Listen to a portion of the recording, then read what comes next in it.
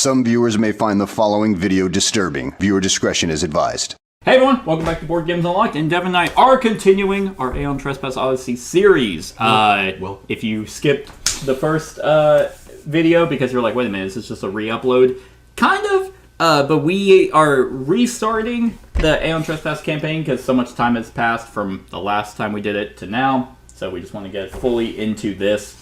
And we're also recording the tutorial, the Learn to Play, so you can follow along with us. Even though it's not a how to play, and my channel has never done my run-throughs as how to plays. But this should be, yeah, I mean, I don't know, we might do separate videos for each round, depending on how long this video lasts, but we will go through the campaign round 1 right now. Call to Adventure. It's time to finally move the Argo. Usually a map tile will allow you to move in several different directions, but now the Argo is stranded in the Great Sea, so the only area we can go to is that way, following the T01. So we will place the T01 right there, right on the refrigerator. So, and that has a new adventure symbol on it, which is an adventure hub. Which an adventure is a set of story passages with a beginning and an end. They give you a choice as to how to proceed. There are really no bad choices, or rather all of them have positive and negative consequences. It's for you to decide how to navigate the complex stories.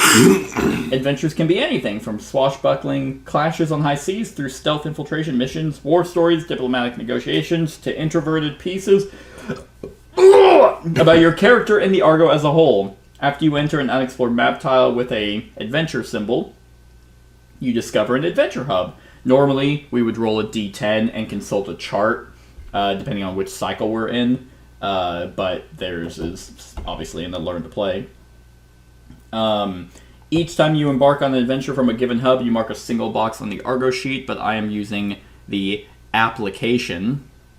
What if I was that guy? Like, I just always called them applications instead of apps. Hey, do you have the Facebook application? Why? You're difficult to be around.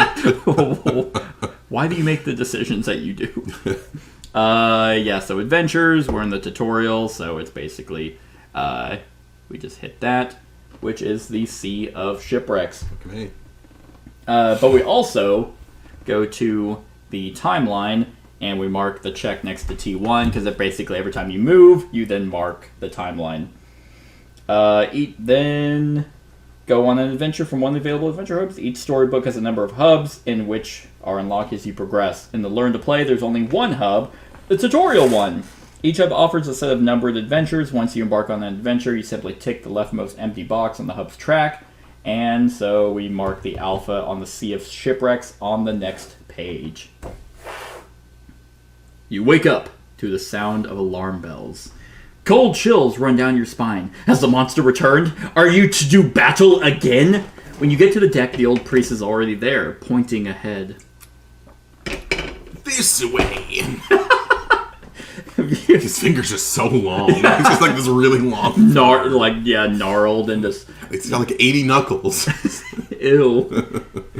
Before the Argo lays a sea of shipwrecks, mighty triremes broken in two or smashed into tiny unrecognizable pieces, drifting. It's impossible to discern to whom the armada belonged to. The Argo can plow through this watery graveyard, go around it, or stop to look for survivors and supplies.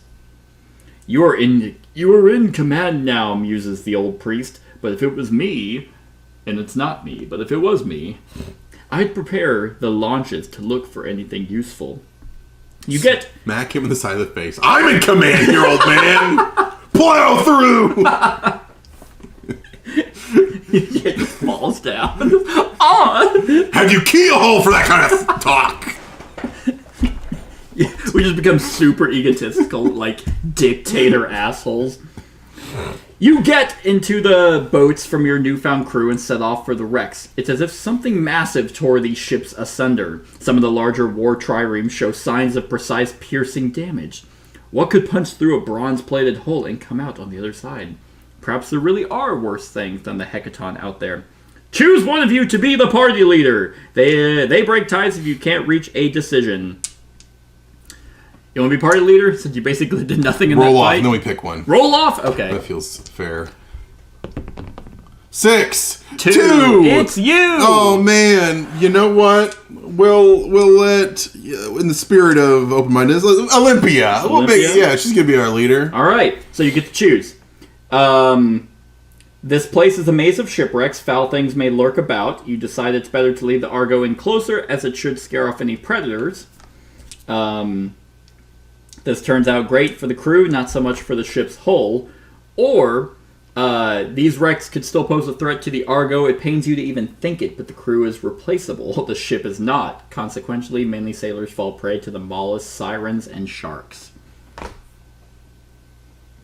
So, our options are... What was it? Search and collect, or... Yeah, basically, it's going to be a choice. Do we want to lose a hull, or do we want to lose a crew? We have 4 hull and 5 crew. Oh, yeah, sacrifice the crew big time. Okay. So, these wrecks could still pose a threat to the Argo. It pains you to even think it, but the crew is replaceable. The ship is not. Consequently, many sailors fall prey to the mollusks, sirens, and sharks. Yeah, that is 100% true. So we lose 1 crew, mark it on the Argo sheet, and then we have a choice matrix that we mark A8. Boop. Okay. Nice. Raise the number of Titans you have up to 8. Regardless of how many you had before. Oh, thank God. Good deal, Titans. So, 4, 5. Nope. Our Titan limit is not that. Add new Titan. Dreamwalker. So it's 4. Add new Titan. Dreamwalker. Add new Titan. Dreamwalker. Add new Titan. Dreamwalker. Add new Titan. Alright, so now we have 8 Dreamwalkers on our ship. You also gather enough raw materials to gain 1 Sail Spolus. We got some stuff. Sail Spolus. Sail Spolus, a Siren Panoply armor. So, Siren Panoply armor, we sew along with our Siren teeth. It's a Sail Spolus and a boat mace. Which,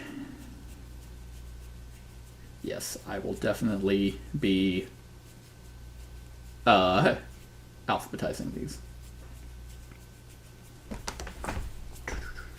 You want to give me like half or something? No, I don't. Okay. I don't. Speed up the process. Yeah, you know that would make sense, but no.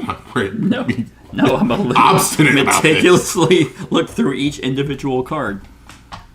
Okay. Yeah, so finally gain the Titan Stoa and Excursion Propylon oversized technology. So the Titan Stoa and the Excursion Propylon. Then return to the voyage phase, which is number 36. Okay. Excursion Propylon. Here, the Argonauts ready for their next excursion, and it is also here that a support team stands ready to lend their help. Yeah, so with a core, there is a lot we do not know about the Triskelion Junction used in the process of suppressing the atavistic nature of the Titans. We need to know more, so no requirements for that, and it leads to trireme weapons and trireme armor, which I'm sure we'll talk about in a sec. And then Titan Stoa. They are a mystery to us. Mindless and extremely violent in the wild, they would be mortal kind's greatest enemy had it not been for the Eschaton. They're our best hope for the future, which leads to Titan hunting. I believe those become projects that we can unlock as we gain technologies.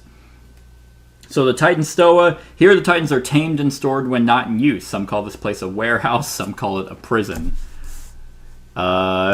Gain Titans reference during the exploration step. If the Argo is on an unexplored map tile with a Titan symbol, we gain a Titan. And we have a Titan limit of 10. If you want to put that over by our others. Okay. And then the Excursion Propylon. Here the Argonauts ready for their next excursion, and is also here the support. Oh yeah, I already read that. Argo support, so now we have an Argo ability limit of 2. During battle setup, we choose 2 Argo abilities, which we do not have quite yet, but that's what tells us what we have for our Argo stuff.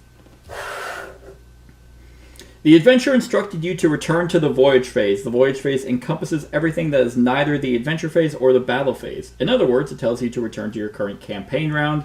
If an adventure ends without directing you to another passage, you also return to the voyage phase. Okay. Sea of Shipwrecks was the first of many adventures. Each adventure will introduce a mixture of story, world-building choices, and tests. This will let you choose between losing some hull integrity or a few sailors. As both your hull and crew are at 5, you are really... Oh wait, is our hull supposed to be at 5? Ah, okay. Cool.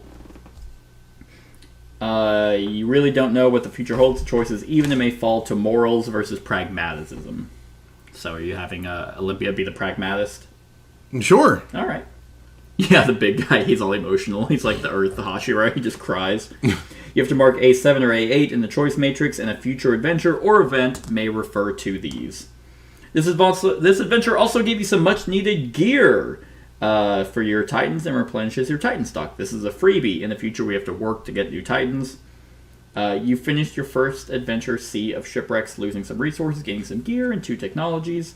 Both of your new technologies have a permanent ability. These introduce an ongoing effect. Titan Stower tells you how many Titans you can have on board and informs you how to replenish your Titan supply. With time, you will gather other technologies that will expand your Titan capacity. Note that if you have multiple technologies with a Titan limit, they do not stack. You take the highest one. So, yeah. Sorry. Okay. And did these unlock technologies? Titan hunting. Okay. And that was something we kind of struggled with the first playthrough. Yeah, I remember, trying to organize them was kind of weird. We had to kind of go way back. Finally, note the leads to section on the back of each of these. This will become important soon. There's not much more you can do on the current map tile. Proceed to tutorial campaign round 2. And we'll stop there! Yeah, I'll make, we'll just do each round as an individual video. Gives me just more content to upload. Haha! Now you understand the inner workings of yeah. But that was tutorial campaign round 1. Stick around for the rest of the tutorial and the series. Other than that, like, comment, share, and subscribe, and have a wonderful whatever time of day this is. Hey everyone, thank you for watching, and I really hope that you enjoyed the video. If you would like to see more of my content, go ahead and click that subscribe button and the bell to be notified whenever I upload any new content. If you feel like supporting the channel, you can go ahead and click that Patreon link to be taken to my Patreon, and any help is truly appreciated.